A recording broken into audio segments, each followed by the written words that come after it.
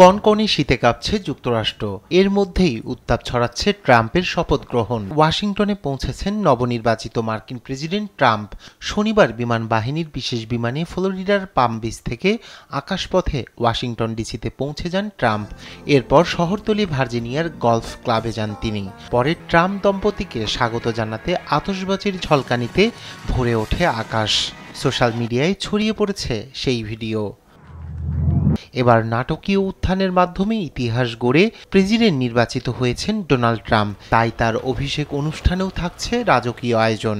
স্থানীয় সময় সোমবার শপথ উপলক্ষে আয়োজন করা হয়েছে ক্যাপিটাল হিল থেকে হোয়াইট হাউস পর্যন্ত বিশেষ কুচকাওয়াজ। সম্মানীয় এই শোভাযাত্রায় পারফর্ম করার সুযোগ পেয়েছে টেক্সাসের ইন্দো আমেরিকান ঢোল ব্যান্ড শিবম ঢোল তাসা পাঠক।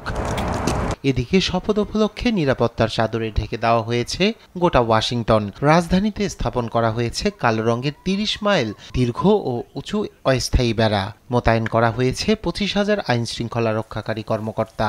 লাখ লাখ দর্শকের জন্য বসানো হয়েছে নিরাপত্তা চৌকি।